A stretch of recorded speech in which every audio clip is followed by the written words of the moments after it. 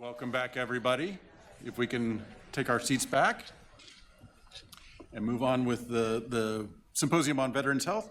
And we're actually honored today to have Dr. Karen Block, who is the Director of Gulf War Research and the Senior Scientific Program Manager at the Office of Research and Development within the U.S. Department of Veterans Affairs, who is leading an interagency effort to address the PACT Act ask. And so, Karen, if you would like to take the podium and give your presentation.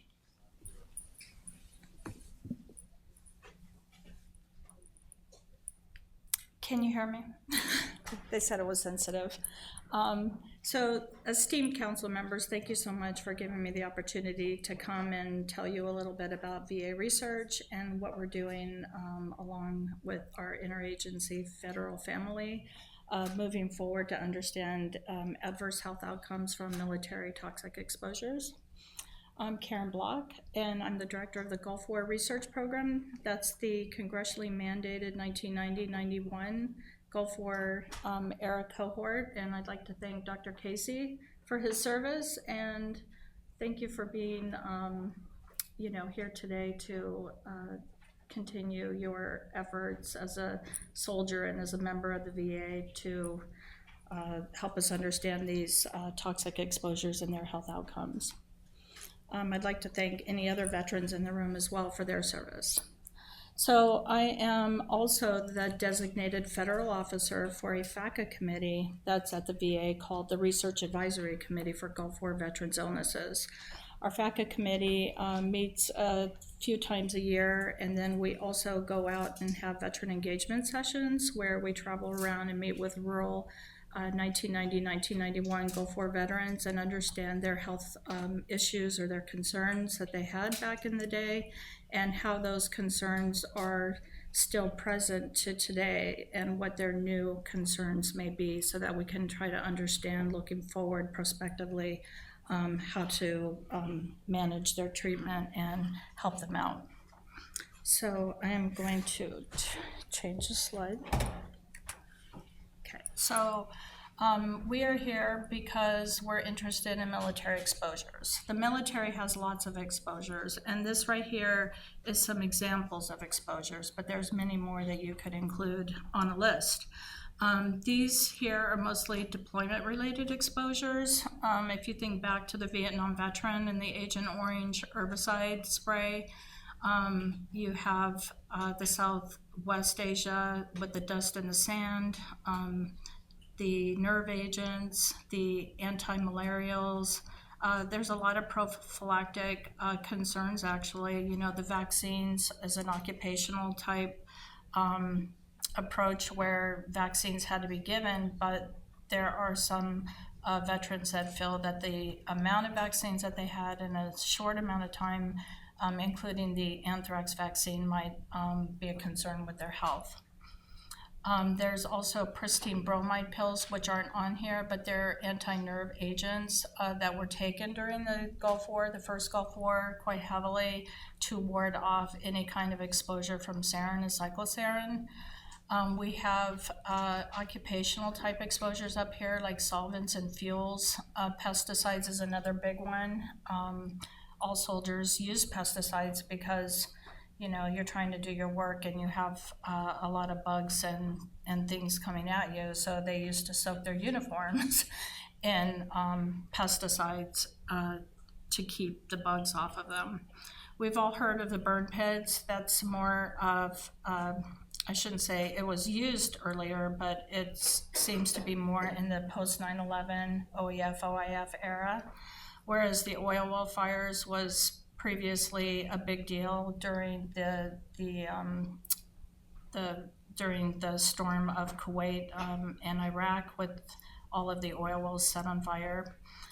We also have depleted uranium. There are soldiers that have toxic embedded fragments, and we have a registry, a depleted uranium and toxic embedded fragment registry, where they follow the soldiers over time to make sure that they check their urine for depleted uranium, and they check, their health profile, and they can, follow these folks longitudinally. So these are some of the examples. Of course, we have the stress of war itself, and we also have, heat, and we also have cold in different places that people may be exposed, and radiation is also another big one. So we have two major departments or offices within the VA that do research for military exposures. One is the office that we call HOME. This is Health Outcomes of Military Exposures. And they maintain all of the congressionally mandated military exposure registries. On the right-hand side, you'll see these registries. There's an Agent Orange, Gulf War, ionizing radiation, airborne hazards and open burn pits, the toxic embedded fragment, and the depleted uranium registries. These are all people that are on these registries. They have self-reported information on each person. And again, the toxic embedded fragment and the depleted uranium have more health follow-up associated with it. But there are exams that can be done with any of these registries here, and that information would be associated with that registry. The downfall is it's a self-reported information that you have. The questionnaires and the information that you have on the registries are self-reported. So that's one key kind of limitation to these registries. The Office of Home also provides the surveillance and epidemiological studies on exposures and health outcomes. They monitor the scientific literature. They work with the Veterans Benefit Affairs on claims data to look for trends that might be coming down the pipeline. They do morbidity and mortality outcome-related research. And importantly, they have associated with them these really important tertiary care centers called RISCs. These are War-Related Injury and Illness Study Centers. And the Airborne Hazards and Open Burn Pit Center of Excellence is one of them. They're located in New Jersey. They have one in Washington, D.C., and they have one in Palo Alto, California, all with different kind of specialties, but veterans can be referred there from their primary doctor if they have some kind of enigma type thing going on in their health, and they don't quite they need a bigger workup, basically. So they would go to one of these RISCs, and they would be seen on site for a few days, depending on how long they need to be followed. And they also do education of physicians within the VA. They have, training and stuff like that to teach them about military exposures and health outcomes. Importantly, this group also oversees congressionally designated centers. That was the airborne hazards that I just talked about and the toxic embedded fragments. So that's their office. And this is our office. Oh no, this is an important slide, actually. This is still them. So we have, this is a tool or resource, if you will, that I think all of you will really be interested if you haven't heard of this before. But this is the individual longitudinal exposure record. And this is a VA, DOD, I should say DOD, VA kind of joint trusted source. And they have made a web-based data application that links individual exposures to locations. So anybody who is deployed or in garrison, they know their location, and they know they do environmental and occupational monitoring at these locations. And they have that information linked to the location, and these can all be connected to the medical encounter information. So this here has been used widely for clinical care. You can see on the right-hand side, the mini dots in the middle are all the different kind of data sources that get fed into this web base. And the information coming out of it can be used for epidemiological and surveillance studies. It's really being used heavily now for clinical care.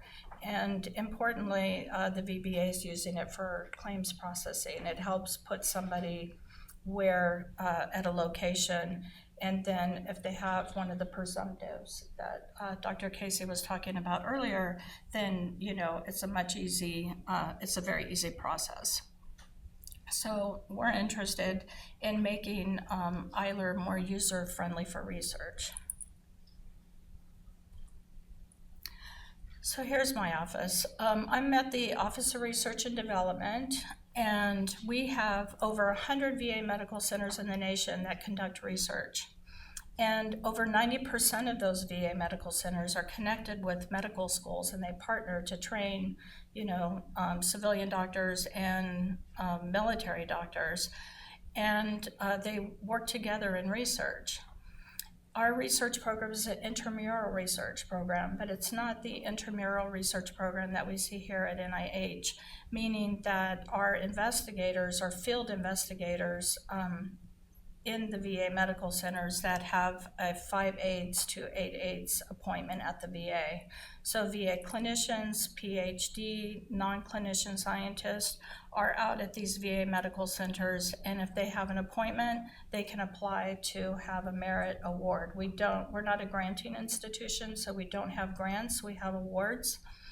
And we have a very rigorous peer review system where our applications come in. We have study sections just like the NIH, and we go over those applications and we discuss them with their strengths and their weaknesses. And applications that have competitive scores will move on to just in time.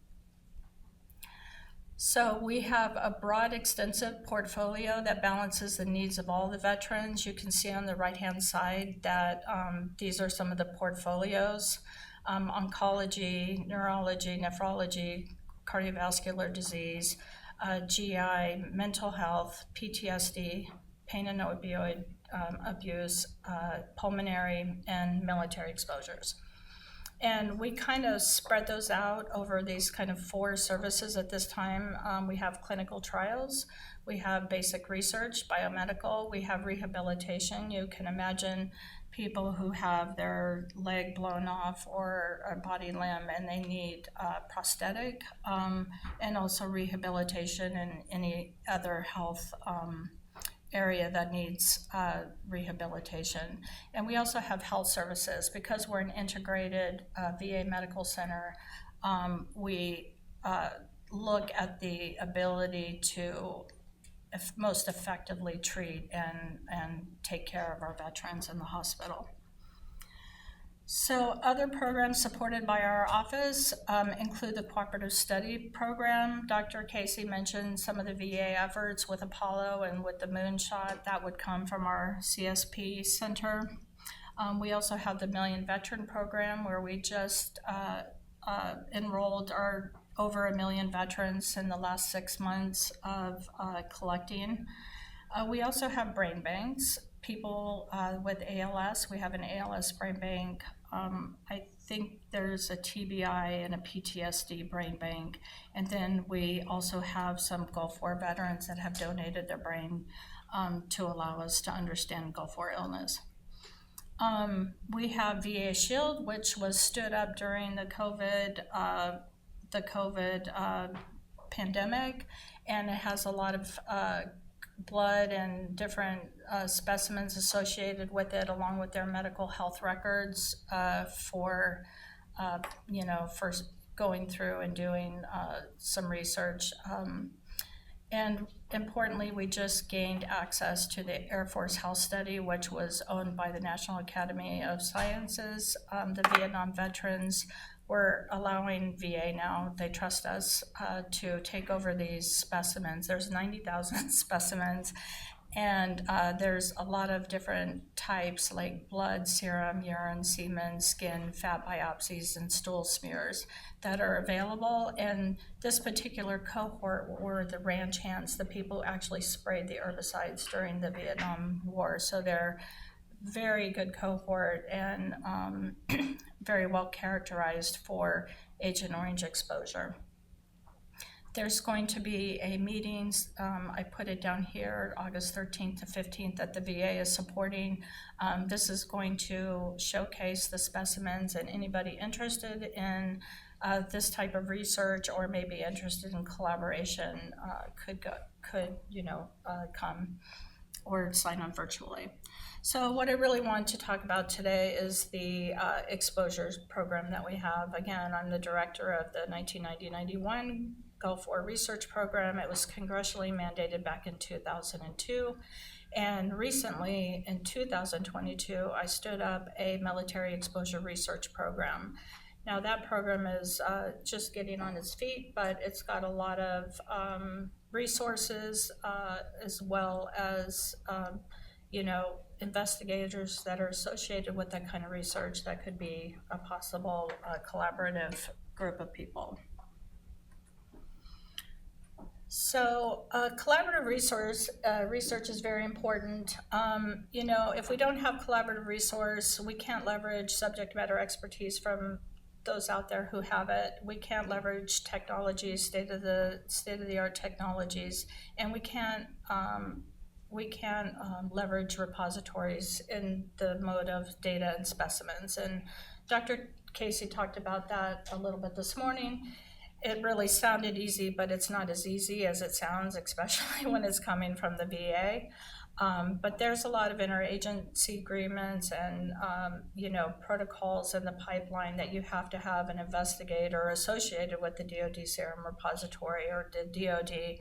You have to have a VA investigator to access any of the data and the specimens from the VA. So one thing moving forward is how do we make that more efficient, or how do we break down those barriers or have a more efficient pipeline to be able to share all of this with people so that we can get answers for veterans. So just to give some people the knowledge about the 1990-1991 Gulf War who may not be familiar with it, this occurred when the United States and our coalition forces campaigned together to liberate Kuwait from Iraq's invasion and back in the day. And this was a 43-day air campaign, but what was interesting, it was only a 100-hour ground operation. This led to the coalition expelled from Iraq and from Kuwait. But during that short period of time, a new battle was starting, and 35% of the returning troops and the US and the coalition forces were experiencing new debilitating health outcomes without explanation. And these health concerns were encompassed by a variety of symptoms and disorders. There wasn't just one, it was a lot. And these health issues remain in these Gulf War veterans today and are known as Gulf War illness or chronic multi-symptom illness. So on the left-hand side, you'll see kind of an example of some of these debilitating symptoms that these veterans suffer from. They have chronic fatigue, they have irritable bowel syndrome, they have cognitive dysfunction and what they call brain fog. They have skin rashes, widespread pain in the form of joint pain, fibromyalgia, and migraines, and they have respiratory issues. So the hypothesis has been that, exposures or chemicals of concern or substances have brought on this Gulf War illness.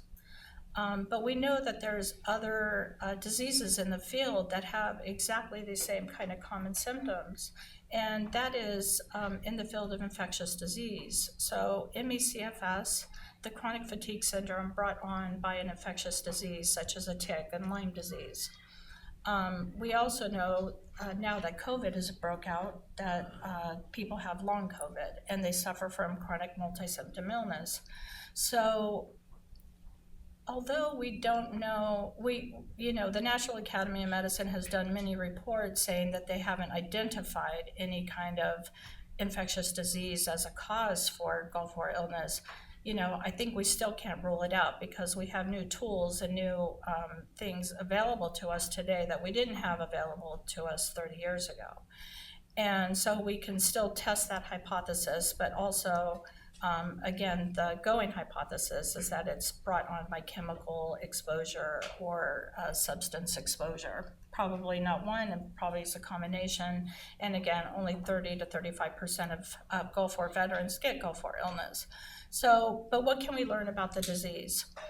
What we did here is we thought that we would start collaborating with experts out there. This is collaborative research. Start collaborating with the experts in the MECFS field and start collaborating with the experts of COVID and understanding these long-term chronic diseases, and include Gulf War veterans who were sick with Gulf War illness and their controls, and try to understand the similarities and differences and try to deep phenotype Gulf War illness by itself. So we have two projects that did this. They're ongoing right now. The first project that I'd like to present is our Project In Depth. And this is a collaboration with our VA and NIH, the NINDS team. And we have on the right-hand side, the NIH PI, Brian Wallet, that is with the clinical center. And basically, he has been interested in the infectious disease-related long chronic multi-symptom illnesses. So he's got a study going on with MECFS, and we started collaborating with him through our RISCs, the War-Related Injury and Illness Study Centers, and a PI out of Florida, Miami. And we thought that we would include 25 healthy Gulf War veterans and 50 Gulf War veterans with Gulf War illness. We would recruit them through the VA. They would be adjudicated very rigorously with the team, and then there would be a warm handoff to the NIH Clinical Study Center. And what Brian and Dr. Nath were doing is they were doing a deep phenotyping at the NIH, and it was so deep that it took 10 to 12 days for these people to be on hand on the NIH premises. But they could bring a family member, they could bring a battle buddy, and I think we've seen several patients now, and the recruitment is still ongoing. So there's a very rigorous body evaluation looking systematically for predictive and preventative markers or things that we can act on. But this right here will develop a slew of kind of a deep phenotyping thing that we can not only look on in the veterans and then share back with the veterans, but we can also understand the similarities with the other infectious disease-induced chronic multi-symptom illnesses. And in partnership, I put the Gulf War veterans in the middle because, of course, with any clinical study, you're recruiting people, and this cohort is very special. All veterans are special, but they're part of this partnership as well. The second study that we have is a nice study that includes VA and Columbia University.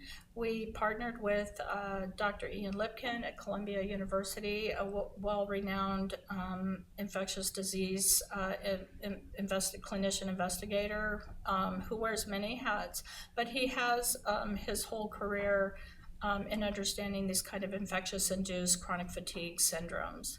So we took two of our investigators, one in Madison, Wisconsin, and another one at the New Jersey RISC. And these guys are exercise specialists. So what they did is they took Gulf War veterans with Gulf War illness, and they took a pre-blood sample. They did exercises. They took blood post-exercise 24 hours and 48 hours. And then they took those blood and they handed it off to Dr. Lipkin's group. And again, he's got a really fantastic group over there that can look at all of the omics. And he's got a lot of bioinformaticians there where he can look at the data. And they're now looking at the results of those data. You can see on the right-hand side that there are many things that are looking different from the Gulf War veteran controls. And our goal is to identify and select pathways and biomarkers, in response to this physical exertion that we put on these veterans. So those are things that can come from collaborative research. What I'd like to talk about now is just our role in the 2022 Promise to Address Comprehensive Toxics. The Sergeant First Class Heath Robinson initiative that was passed by Congress in 2022 and signed into law. So this is a really historic bill for the VA. This expands and extends eligibility to VA healthcare for veterans with toxic exposures, and it covers veterans from Vietnam, the Gulf War era, and the post 9/11 era. It expands eligibility for benefits to the veterans exposed through the presumptives and through something called a TARA. It's a toxic exposure risk activity. So if they were involved in any kind of, and they can show that they were, in location of a toxic risk activity, then they would still be covered for access to care and benefits. So this right here just shows how much of an impact this bill has had on us in the last year and a half. They've expanded benefits just from the signing of the law till 2024 by 1,327,000. And on the right-hand side, okay, that's benefits on the left-hand side. On the right-hand side, it's care. So we've had over 300,000 to date signing up for care. So a lot of people are gaining, access to care and benefits through this PACT Act. So the eligibility for the PACT Act is they've increased the locations or the countries that people might have been deployed to and served in during 1990 and 2001. You can see these different countries listed here. And the presumptives that Dr. Casey was talking about this morning are listed here. Pretty much all cancers are covered, because when you have gastrointestinal cancer of any type, when you have these any types, it's including so many more cancers than are listed here. These are kind of broad categories. And so I've been told that I think bone cancer and soft tissue cancer are the only things right now that aren't covered, but they're working through the progress of covering those as presumptives. So the law here is what I want to talk about is specifically centered around Title V, which is entitled Research Matters. And we have a section on here, the Office of Research and Development, to cover Section 501. And the importance of this is it's an interagency effort toward understanding toxic exposures in the military and adverse health outcomes. So during the first year, we had 1 year to form the Toxic Exposure Research Working Group. And then our second year, we were supposed to, or we have, develop a 5-year strategic plan. And that plan was supposed to be carried out by the collaborative effort of the federal family that was involved.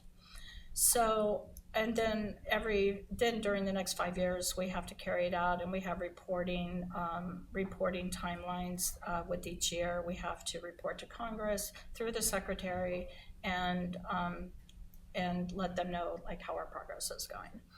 So let's see on the next slide. So year one, we established our federal-wide working group, and that consisted of employees.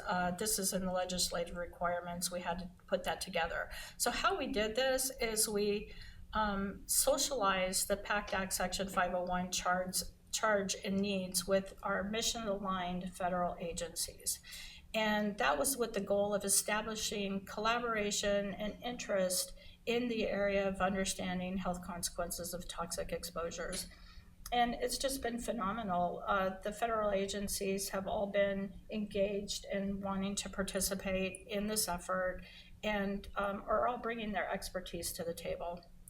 So we also, in parallel, partnered with the Executive Office of the President, the Office of Science, Technology, and Policy. Because of their infrastructure, they're very good at bringing all the federal agencies to one area, and they have the infrastructure to tap into the expertise of all of the people there. we were very lucky to be able to work with the NSTC's Joint Subcommittee on Environmental Innovation and Public Health, the JEEP as they call it, and Drs. Giuseppe and Drs. Balshaw are the co-chairs of the JEEP, and we've had their expertise and their involvement on the TURWIG to kind of map out this roadmap. And the other ability is we also have many others on this table here and throughout the federal group that are on the TURWIG and have already, brought forward their ideas and their research capabilities so that we can leverage all of that to move forward. We sent out formal letters to join the TURWIG, and we have approximately 35 subject matter experts and representatives from 8 federal departments and several agencies, so it's quite impressive. On the co-chair side, we have Dr. Place, who is originally from NIST, but he's serving on detail at the OSTP office at this time. Myself, Melanie Buser, who is at the Agency for Toxic Substances and Disease Registry, and Mark Johnson, I'm sure everyone knows, who was the director of the Toxicology Defense Health Agency at Aberdeen, who recently retired, sadly, and is probably camping somewhere right now. And he introduced us to Tom Sussin, who is the Chief Toxicity Evaluation Division Chief, and he's been fabulous to work with. So he's our new co-chair. We have an executive administrator and a technical writer from our office, Marcia Turner and Dan Sloper, who have been fantastic in support of this effort. This is an impressive slide, and I'm sure all of you may know somebody on this slide, if not many. These are the experts that serve on the Toxic Exposure Research Working Group. You can see the breadth and depth of knowledge that we have here, expanding from all the different federal agencies and the departments with them, and the transdisciplinary type of background that each of them may have that bring a lot of value added to our group. So year 2 is where we are now. And we were charged through the legislative language to identify research activities and resources among our entities and to develop the 5-year strategic plan. We have meetings for this. We have full TURWIG meetings that meet bi-weekly since June of 2023. And we have co-chair meetings that meet weekly in between. The activities were to have some presentations by the VA and DoD who do the military exposure research on a daily level, and we identified key research gaps and needs that were needed for this effort. We also had non-military mission-aligned exposure research that was discussed, and outside efforts were highlighted. We built a landscape synthesis of trusted resources and capabilities across the TURWIG representatives. And this here is just a very broad outline of our strategic plan approach. We developed a problem formulation based on all the information and a central focus and discussion across all the agencies for the plan. The TURWIG was successfully identified the research needs and key priorities for understanding the adverse health outcomes from toxic exposures, and we put in place a plan framework, including a directional and infrastructure strategy, and we formulated that.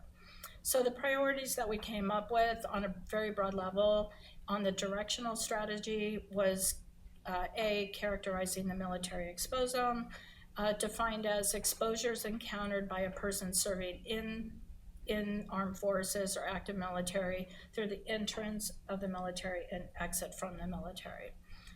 Category B was linking military exposures to toxicity and adverse health outcomes, and category C was preventing and mitigating adverse health outcomes from military exposures.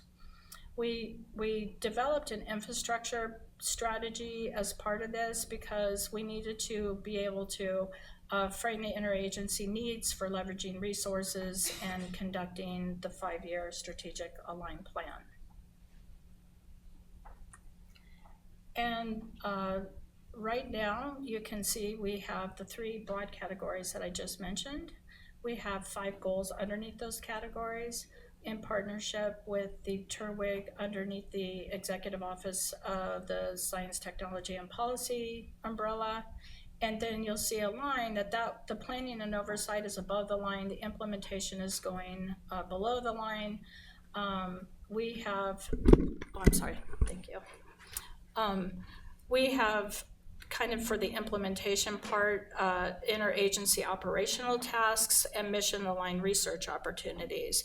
And what we'll do is we'll be able to, the operational tasks that we have listed here are providing trusted sources of information to all mission-aligned agencies and programs, develop coordinated strategies for seamless collaborative interagency efforts, where the mission-aligned research opportunities is going to be more focused on, the research needs identified. How can we collaborate to put requests for applications out to the field to get as many people with the different backgrounds of expertise to apply to those. Maybe offering some state-of-the-art science conferences and working webinars and workshops, and developing a framework for other determinants of health. So in summary, we have finalized our mission for fiscal year 24. The congressional mandated report is now under agency-wide concurrence process. This is due in August of 2024. Unfortunately, I wasn't able to give too many details, only because our undersecretary have not been briefed, nor has the secretary been briefed on the strategic plan in detail. I think that's going to start next week. Our key actions for moving forward is to continue the TURWIG plan in partnership with OSTP, and to establish the organizational entity dedicated to coordinating these needs for implementation, and to develop and manage mechanisms for collaborative exposure research, including governmental and non-governmental partnerships.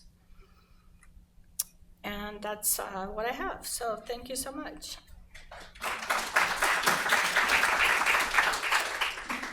Thank you very much, Karen. That was a great presentation. Any questions?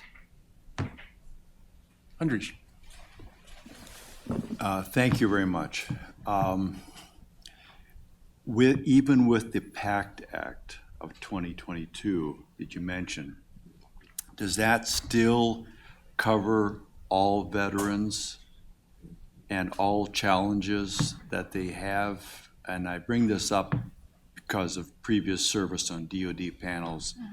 It seems as though the veterans are still very frustrated getting into the system for healthcare.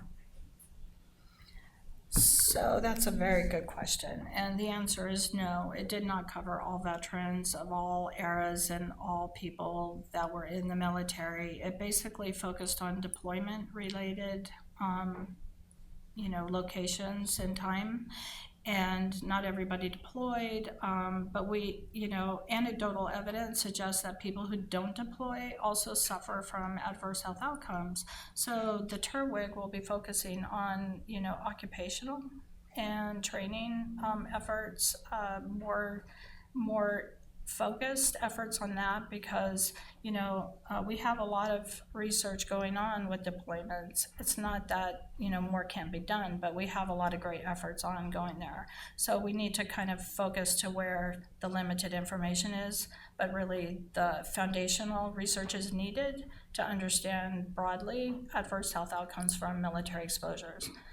I hope that answered your question. The answer is no, but why and what are we going to do about it? So.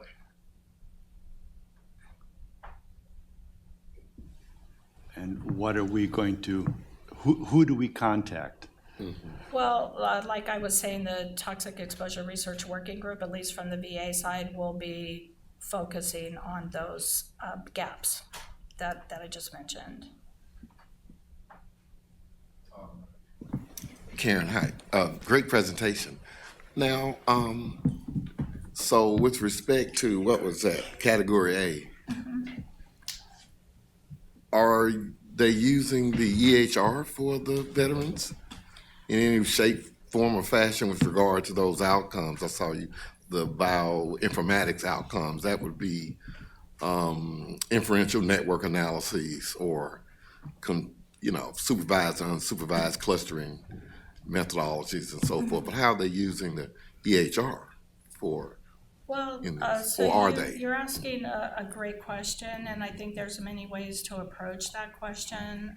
One would be, EHR, but could we use it through the ILR, the individual longitudinal exposure record? Because then we can build the cohort based on the location or based on an exposure.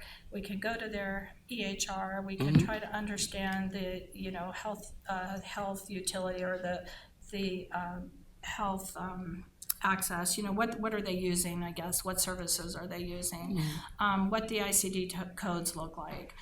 But more importantly is how can we connect the chemicals and substances that they're using to individuals, and we think that occupational may be the best way to do that. So this is kind of uncharted category, but once we get that information, which I think is really important to understand before you start doing all of the omics stuff, all of this other stuff, because you got to be able to interpret the data at the end of the day. Yeah, so I think it's really important to really get a good handle on the categorizations of chemicals, which these are the experts right here.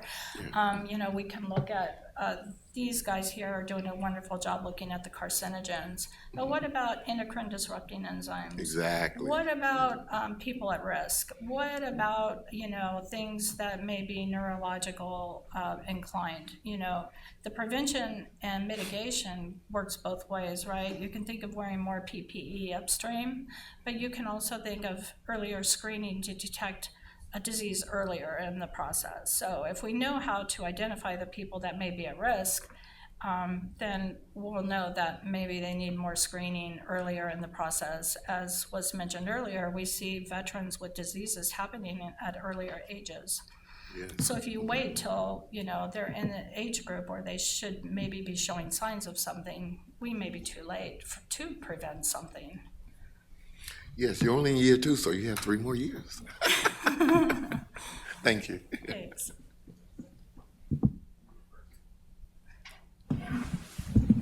Mine is quick, and it's a kudos for you and the group. I mean, you had a very short time frame, year 1, to do that first report, and then to come up with the strategic plan in year 2. And I've had the benefit of seeing it, and so I'm very comfortable with where it's going. But one of the key things I want to point out is that this has been a great meeting, because hearing from Dr. Casey suggests that there are opportunities for us to look at specific activities that will go into the strategic plan. But the categories, the kinds of tasks that are being identified, I say kudos to the group. Thanks. Yeah, I think it's important now to start thinking about that implementation phase of what we're doing. We also had to consult with our Office of General Counsel, because we have a non-FACA group that we had to really obey by at the first part. So what I needed to ask them is, during the second phase, the implementation phase, are we still confined to that FACA base, only government agencies? How can we work outside with other people? Because if you can't leverage other specialties and other people out there that are doing this great work, then how can you get these answers? So I think I figured it out, and working with people like Dr. Casey is going to be very important. And there's other initials too, like the chemicals of concern group, and there's some other agency working groups that are going on, the wearables, monitoring and all that other stuff. So we definitely need to leverage those other groups 100%. Yeah, I just wanted to comment that was just a phenomenal presentation, and this is a great resource to begin to think about how is the environment, environmental exposures influencing human biology and health. So this, along with the Prometheus resource. So I have 2 specific questions. What is your sustainability framework or your model? I mean, does the VA have well-defined funding so that this has sustainability for some indefinite period of time? And do you provide funding for all of the necessary elements that keeps this cohort together? It's a really great question, a little bit harder.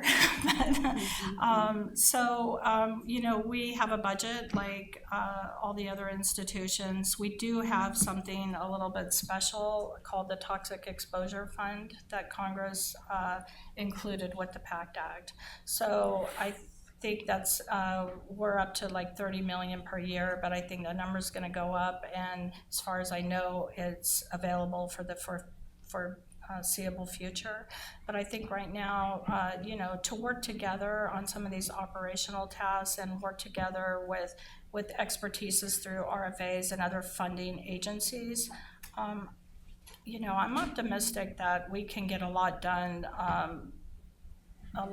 there. I don't want to say relatively cheaply. I know nothing's cheap, but sustainability. We do have some databases, and other agencies have databases. How we can share the information and where the information is going to live is kind of another animal I think we need to approach and think about more in detail. Well, that was my next question about data. I asked Warren the same question.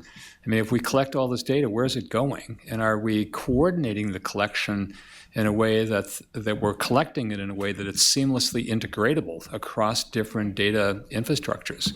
Absolutely. So that's a big challenge, and that's something that needs to be solved now before we start collecting lots and lots of data, only to discover several years down the road that it's not seamlessly integratable. Right.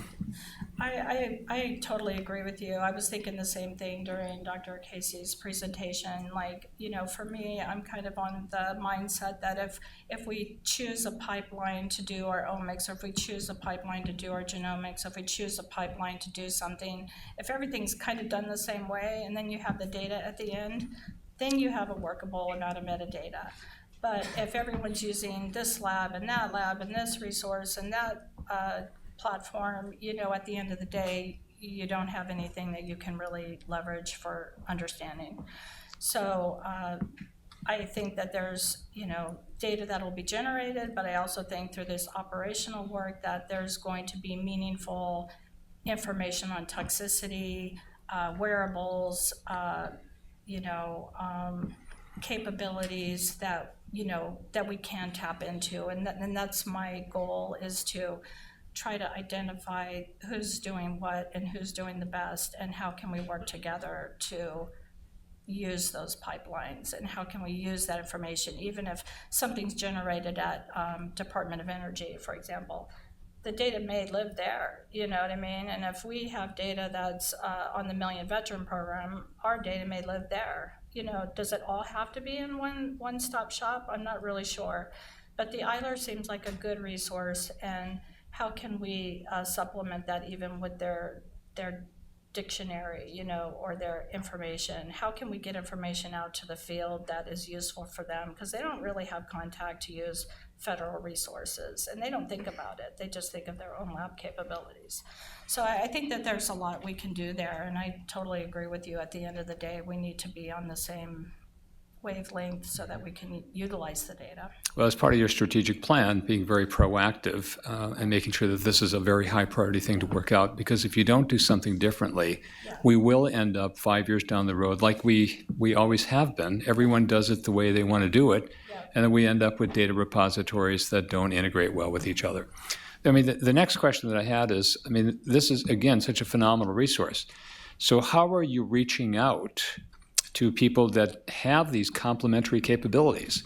There's this whole effort now in the environmental health sciences community around operationalizing exposomics, defining what is it, how do we collect the data, where do we deposit the data. So are you well integrated into that effort in these early stages as we're planning? And do you actually fund these projects where people can, like I think from NAEHS, or do people who use your resource have to come in with their own funding to use the resource? What's the funding model? So our funding model is exactly how I presented it. We have VA investigators that are out in the VA medical centers. They write an application. These are investigator-initiated awards, right? But then I mentioned the program-directed research that I kind of started up when I took over the Gulf War program, meaning we need answers. We can't wait another 30 years for some investigator-initiated research to hit the nail on the head, especially when you have a limited amount of investigators that are working on the problem, right?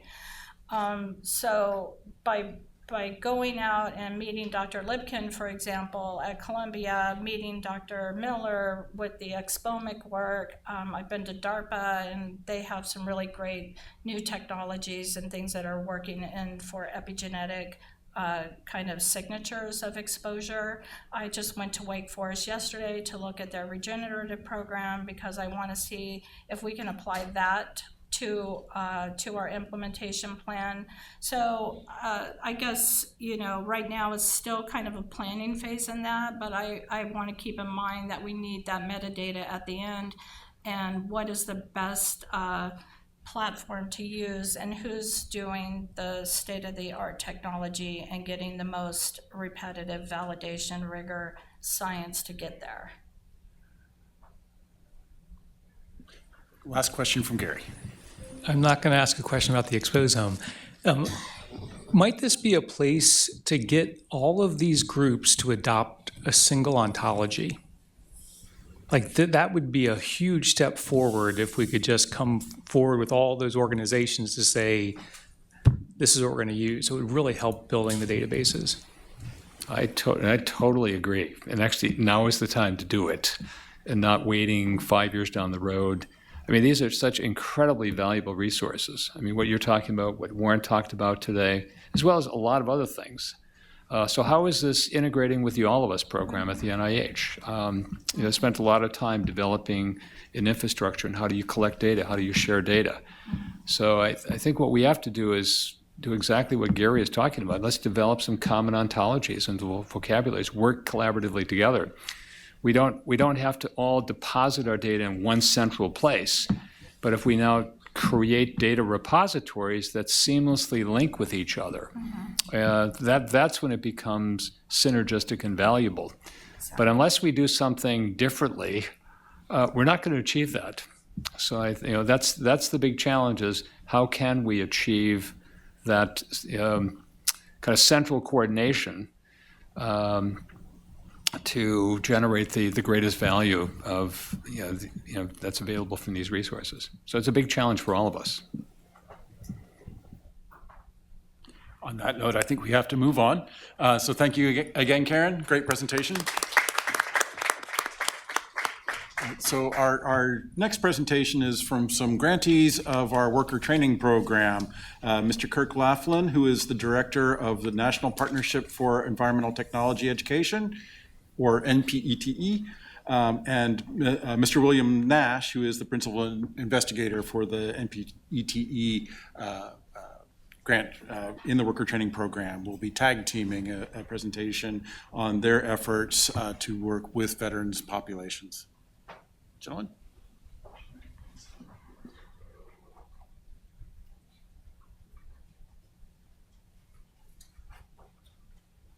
Okay, thank you. I will start the presentation. You might as well come up, Bill.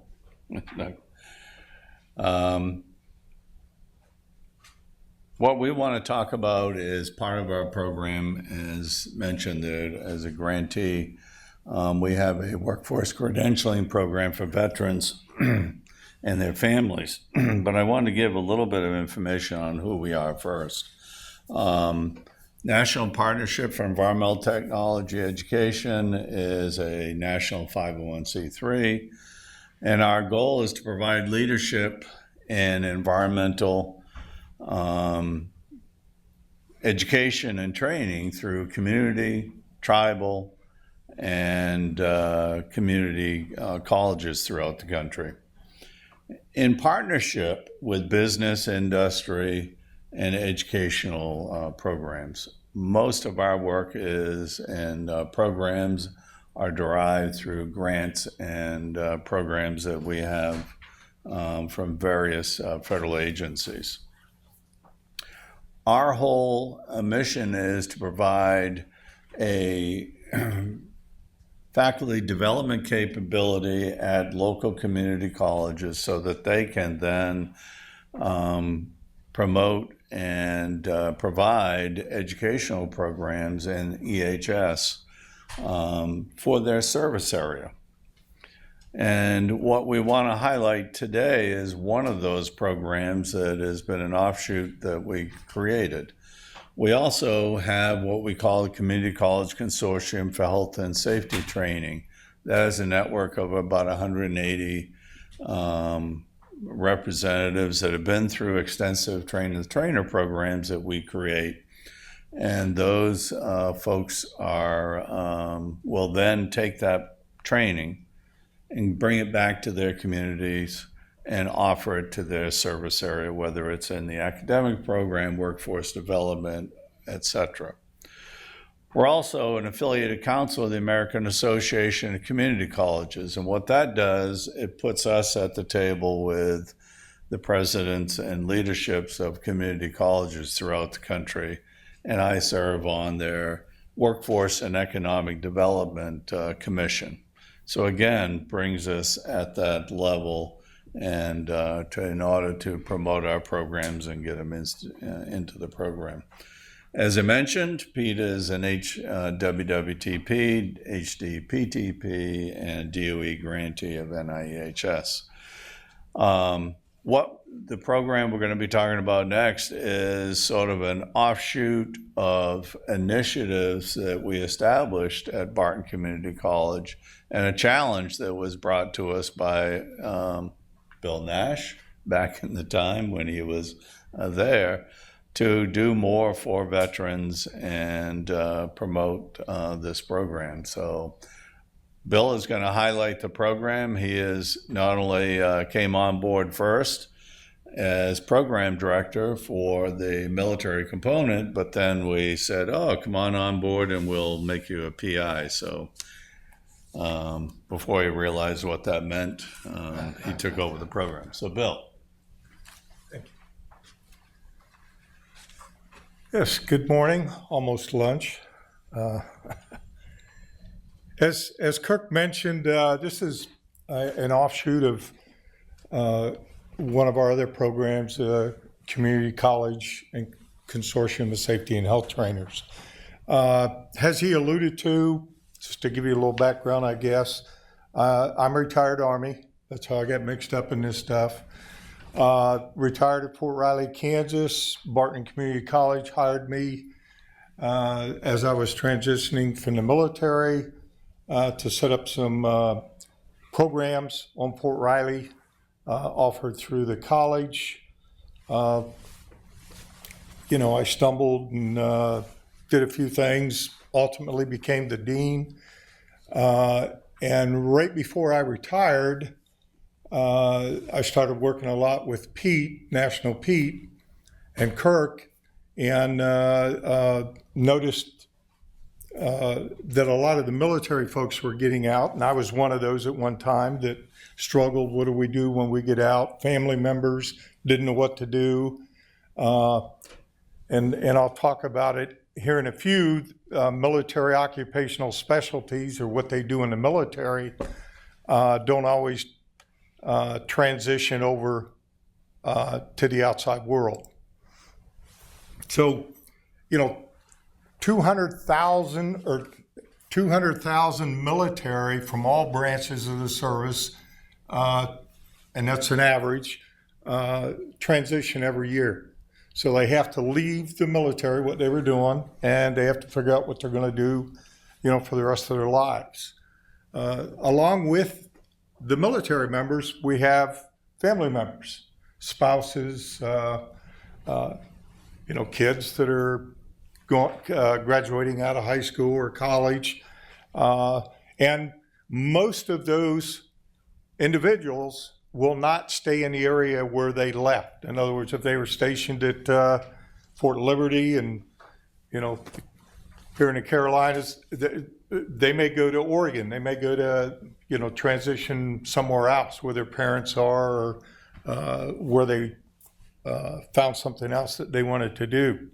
So along with providing some training for them, we also looked at building capacity. Giving them some skills to take out, but also some skills that they could take back to their community. So that was one of the underlying things that we looked at. Military, right now it's almost even, but typically the military has a higher unemployment rate than the civilian population does.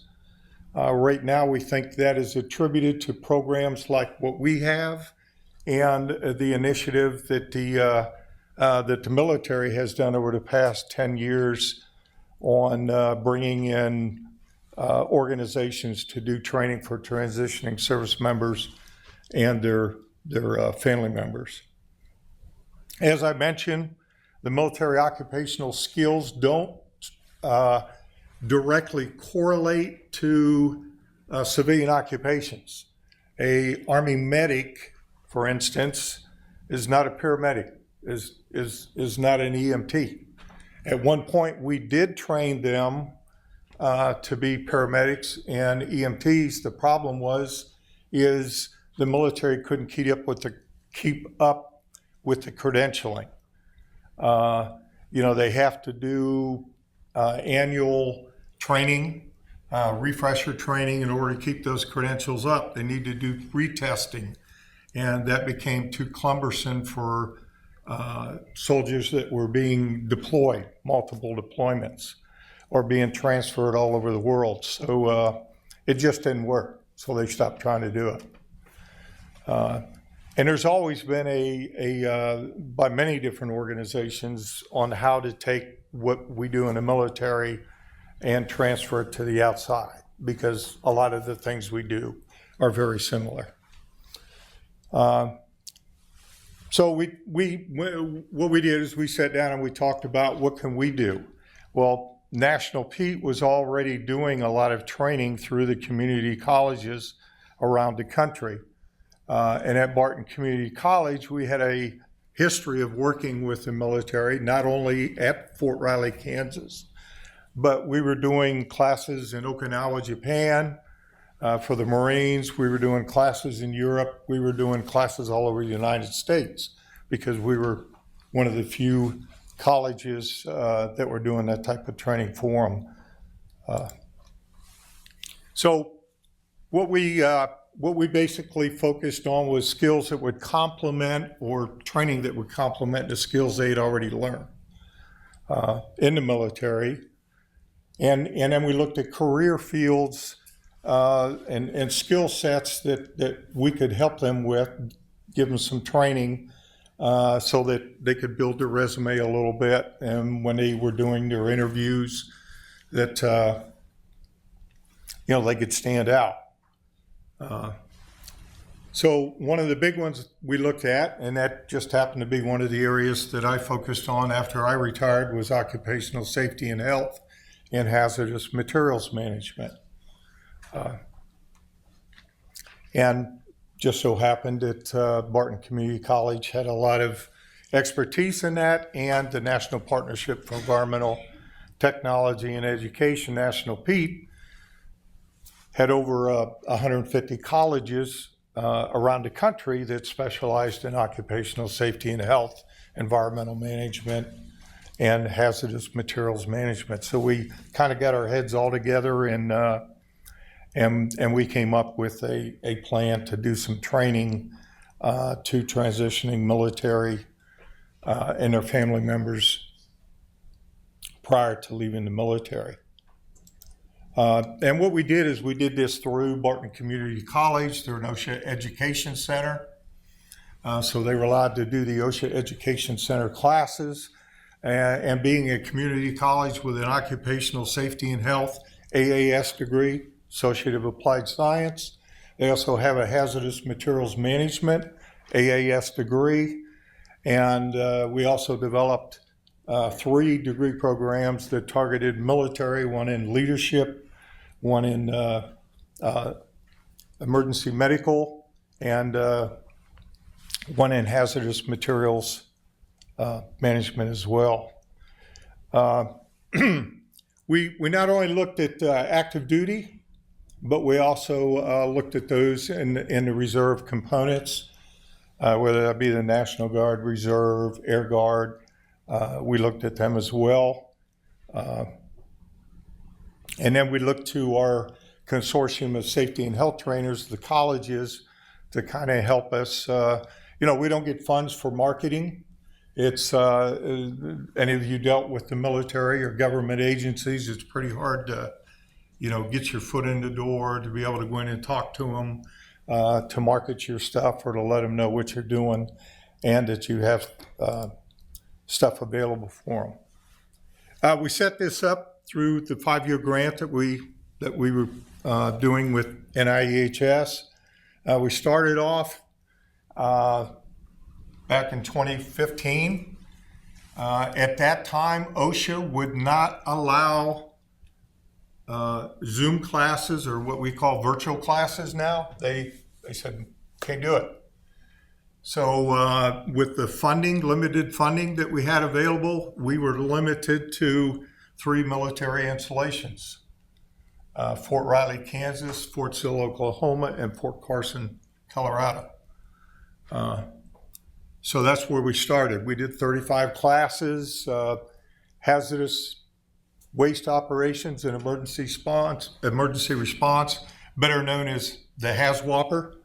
That was our premier class that we still offer it. And then various OSHA education centers, industrial hygiene, respiratory protection. We've added, now we do machine guarding, we do all different types. COVID, was a pretty nasty thing and, affected all of us differently. But one of the things it did for us is it forced OSHA to the table, and we were able to work out with them and be able to conduct training to their standards to where they would finally accept us doing classes through Zoom. That took us from doing the 3 military installations to now we do training all over the world. We have soldiers that are taking classes with us that are deployed in Poland,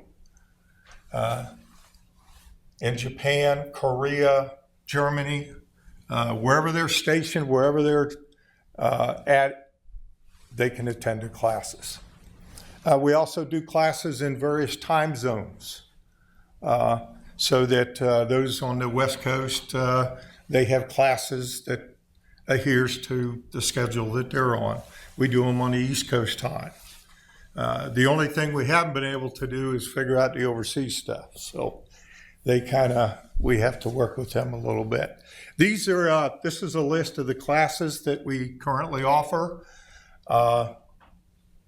Again, all of them are offered through Zoom except for the 40-hour HAZWOPER. And a little bit later on, I have some photos. You'll see our hazmat trailer that we take around wherever we do the training. We have an extensive amount of equipment that we use that we've gained over the years, and a 38-foot gooseneck trailer that we haul all the equipment on and take it out to the installations where we're going to do the training. Some of our numbers, as I mentioned before, we were limited to 3 military installations when we started. And so that kind of limited, what we could do. When you have to send instructors and equipment, pay for hotels and travel and all of that stuff, the cost goes up per class. So we were limited on the number. Now that we're able to do all but the HAZWOPER through Zoom, we've gone from when we used to do 10 classes a year, we're now up to 45 classes this past year, and this next year we already have 45 scheduled. So that's another thing that going to Zoom that COVID kind of gave us was the ability to do that. Now we're able to reach service members all over. And I keep saying service members. The other thing that evolved as we went through with the grants over the years is we've allowed veterans. When we went out to the communities, Colorado Springs, I'll give that because as an example, because I lived there for a few years, and I established a relationship with Fort Carson and with the veterans associations in those communities. Mount Carmel is a veterans organization in Colorado Springs, which is funded through businesses in Colorado Springs. And they will service any veteran or transitioning military or family members. They offer job employment services, different types of training.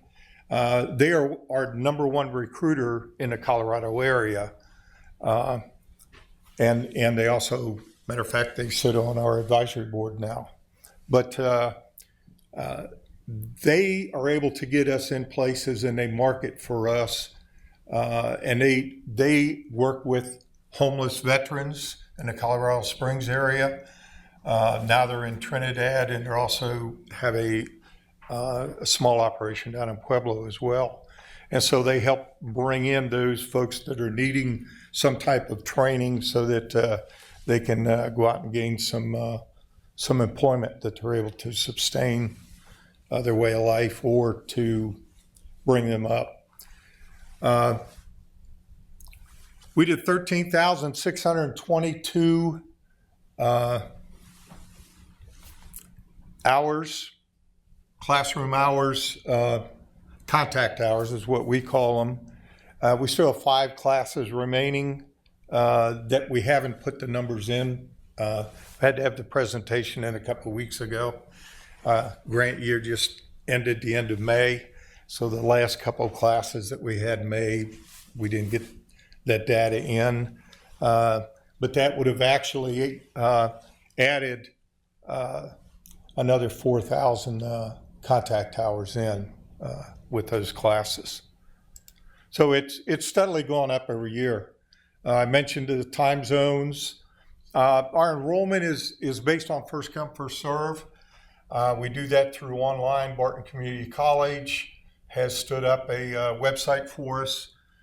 We have a link off of ours, and I'll show you that, where the service member goes to their education center.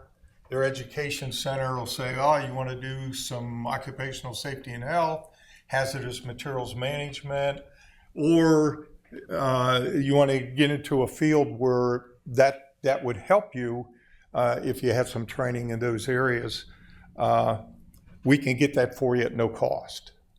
And so what they will do is they will refer them to me or to our website, and they're able to go in and log in and get signed up. We had in the past, up until this year, we had never had a class so full that we had to turn anybody away. This is the first year where we've had that problem. The last 3 classes, we actually had enough sign up for those 3 classes that we could have done 3 additional classes. So I guess it's a good problem to have, to whereas when we first started the program, we were wondering how we were going to get the word out so that they knew where to go to get the training. And let me get back over here and see if I can do this. This is, just wanted to show you this, that Barton Community College, one of the reasons we partnered with them also is any class that these folks do with them, not only do they get the OSHA certificate, but they get college credit. Remember I mentioned that they have an AAS degree in occupational safety and health. They have an AAS degree in hazardous materials management. And they also have emergency medical technician degrees as well. But because of that, when they sign up and they take the class, a college instructor from Barton Community College teaches the class. They enroll them as a college student and they get college credit at no cost. They automatically. So not only have we had a lot of folks go through and get the training and get the skills, some of the skills they wanted, but a lot of them have continued on and completed their AAS degrees as well in those particular fields. And again, as I pointed out, just wanted to show you, they are an OSHA education center, so they do all kinds of, and this is the one that, if it works.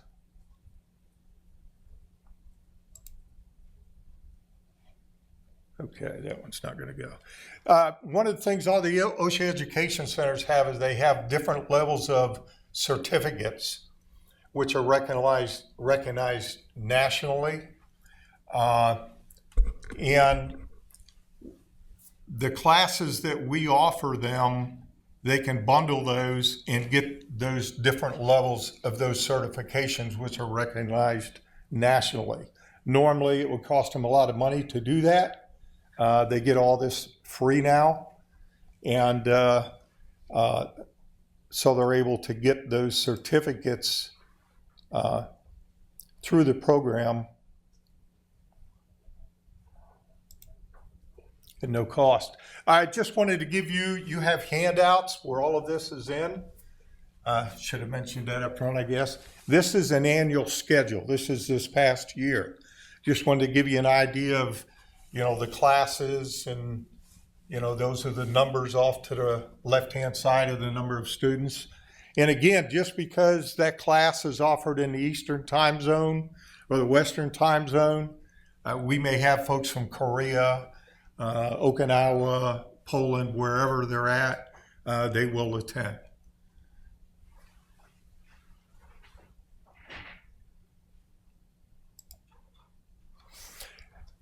This past year, one of the things, and National Pete, one of the biggest things that they do that drew me to them is they form partnerships. A lot of the other grantees, they do direct training all the time for their folks. National Pete prides itself on, we do train the trainers. We train other people and let them go back. And that's what we do with community colleges. And so this past year, we partnered with the National Home Builders Institute, which has a Home Depot grant where I think they're at 11 military installations now. And they do carpentry, they do solar, they do some wind.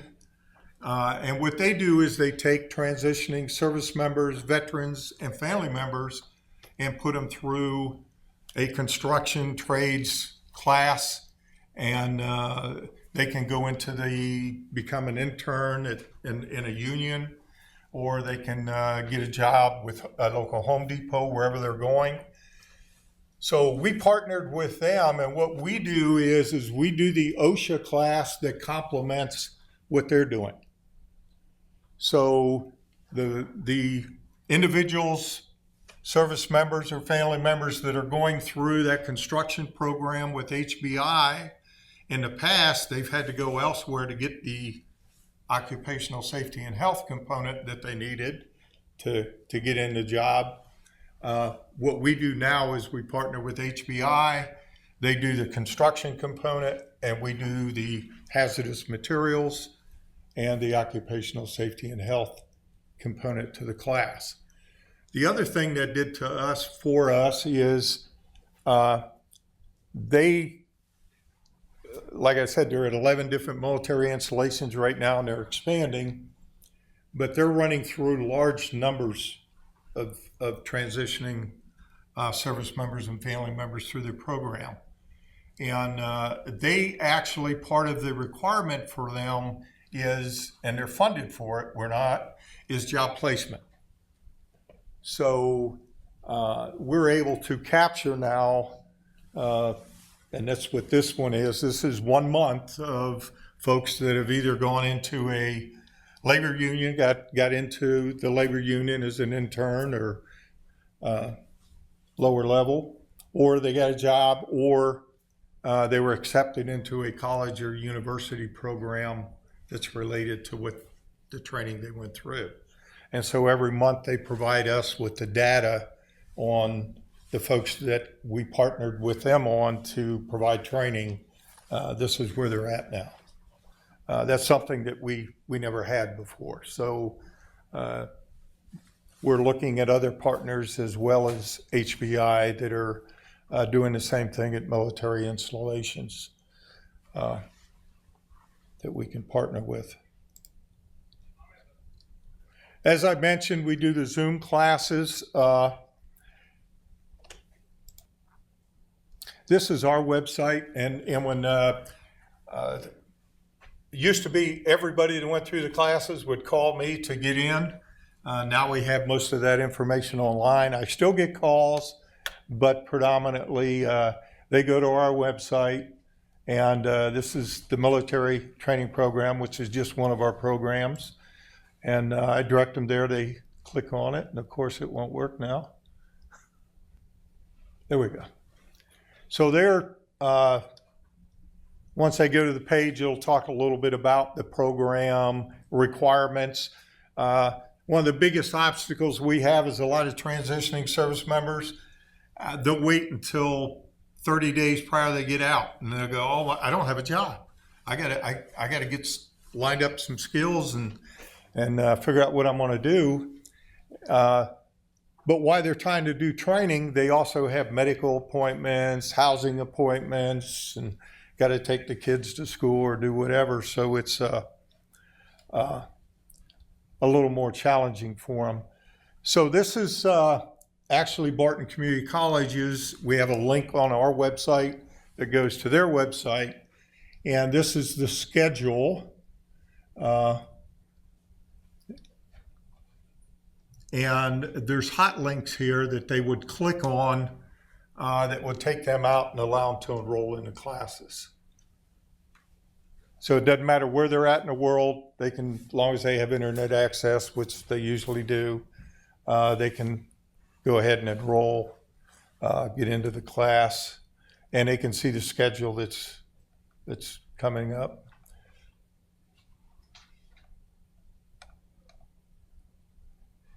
And you can see some of the programs that they have here as well. But that's something that we've worked with Barton, and they've done a good job on keeping that all up.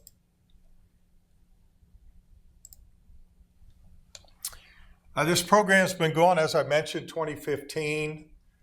This is actually a newspaper. We actually had 3 of them at the time. This was a class we conducted, a HAZWOPER, 40-hour HAZWOPER class at Fort Riley, Kansas. And the local newspaper showed up, and they did all kind of papers.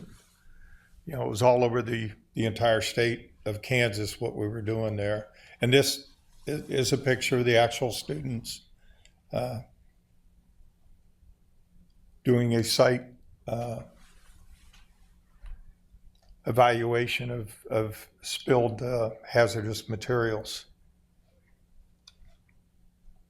Again, this class, we only do it 3 locations: Fort Sill, Oklahoma, Fort Carson, Colorado, and Fort Riley, Kansas. And the next one coming up, this was my first HAZWOPER trip for the grant back in February of 2015. This was Colorado Springs. We hit a snowstorm driving from Kansas to Colorado. By the time we got to the hotel in Colorado Springs, it was a full-blown blizzard. had 28 inches of snow overnight. We spent 3 days in the hotel, stranded. But we did get the class going. We ended up going over the weekend so that we could get the entire 40 hours in, and we did it. But this is the truck and trailer that we have, and it travels to the 3 locations to do it. We have a cascade system for that we can fill SCBAs. We also have a compressor where we can fill them as well.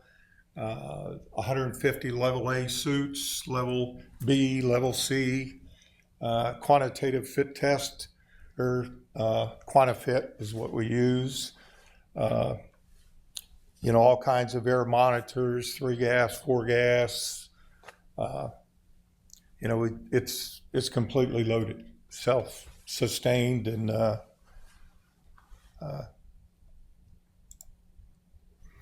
these are some photos of the service members, a couple family members there as well, to different locations. I didn't want to have just 3. We only do 3 locations, so I added an extra Fort Riley in there. Typically, we do 2 HAZWOPER classes at each site every year.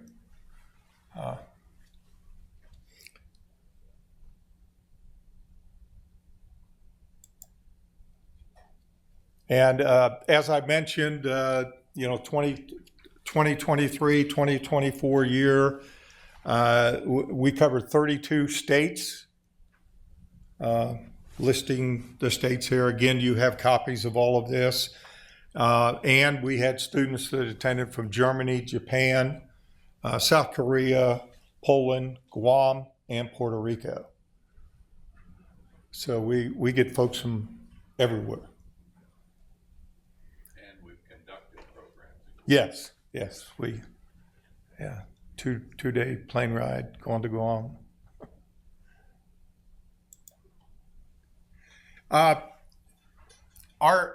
independent evaluator for the program asked that I include a couple testimonies or testimonials from service members that went through our training. Again, you have copies of these. And these are the questions that he sends out to them. They aren't ones that we ask, but they're ones that our independent evaluator, Steve Fenton, sends out to them. In this particular case,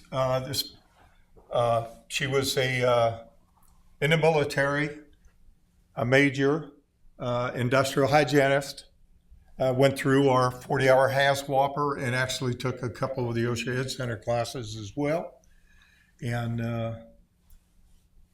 her comments as to how the training assisted her. A lot of times we'll looking back at when I was with the college, we do a 40-hour HAZWOPER for state labs at the state of Kansas. And, these guys have done this their whole life. And, we go in, and as an instructor, you're like, what am I going to teach these folks? But a lot of times what we found is they know the stuff up here. They don't know the stuff down here. They don't know how to deal with after they mix this chemical and that chemical. What do I do with it? How do I properly dispose of it? And in many cases, once it's mixed, they're not sure about what PPE. What happens if I spill it? What do I do with it? So we try to incorporate all of that in all the training that we do.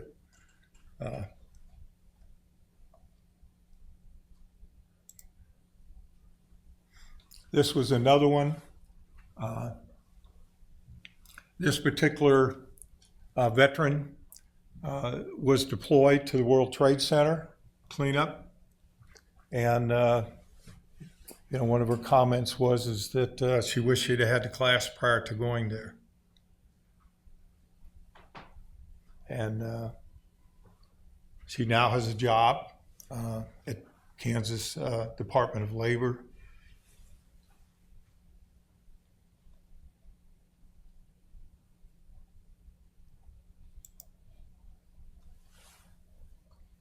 And the third one, gave me a whole bunch of them, but he insisted that these three be in there. And in this particular case, the individual went back and was able to implement some additional training on COVID-19 and their college programs, their VOTEC programs.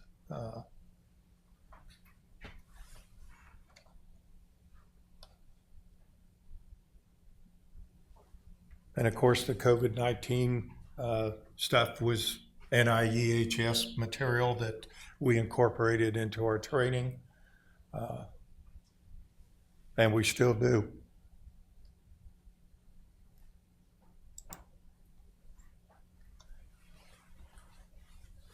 So the program has been continuing since 2015. Our hope is that it will continue to go. There's still a need there. We enrollments steadily go up. We're finding new ways of offering the training, new places to go to offer the training where it's needed, and so our big obstacles is getting the word out, marketing the program, and the past few years developing partnerships with like HBI, the veterans organizations that are out in the communities that have a high veteran population, such as Mount Carmel and Colorado Springs. We've worked with Wounded Warriors in various states. We're trying to expand to other installations, get the word out that we have a program, that it's free, it's at no cost. They can attend to classes while they're sitting at home, in a classroom or at work. We're trying to make it very accessible for them. Everywhere I go, when I came on the plane yesterday, first place I went, the USO at the airport.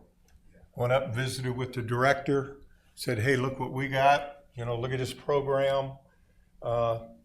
Gave them a flyer.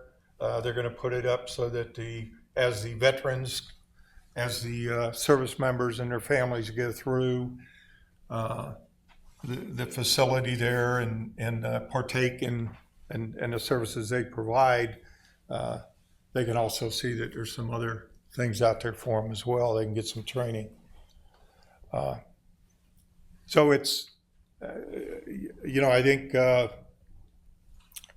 being in the shoes where they were, a veteran, worried about what I was going to do with my family, after the military, because they're all going to leave. You can't stay there forever. This was, an excellent program. The partnership with NAEHS, National Peak, the colleges, and the installations and all the organizations out there that are working with the veterans has just been really, really good, and that's the only reason I'm still working. When I retired from the college, 2017, I said, that's it, I'm done. And then Kirk said, no, you got to keep this program going. You're the one that talked us into it. So, and if it wouldn't be for this program, I would retire. But I believe in it. I have a lot invested in it. And when you go out and talk to the men and women that have gone through the program, and even their high school kids that go through and take the classes, and how it helped them, it may not have gotten them the job. That may not have been the class that got them a job, but it was the little bit extra that they needed on their resume or the added skills that they were able to offer that employer that got them the job, or that got them a little bit more money that they needed to be able to take that job and support their family. Questions? Thank you very much. And I see online that Maria Savasta Kennedy has her hand raised. So Maria, do you want to unmute and ask your question? Yes, thanks so much. Thanks so much for these terrific presentations and for the work that you all are doing. And I just had a particular question about this program.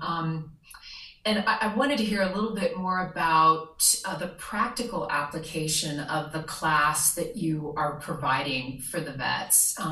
It's wonderful that we can do these Zoom classes and they can get that instructional training, but I'm wondering what kind of practical application partnerships you might have, and if you could foresee some sort of a requirement that the certification would require some practical application to the skills that you're imparting through the classes.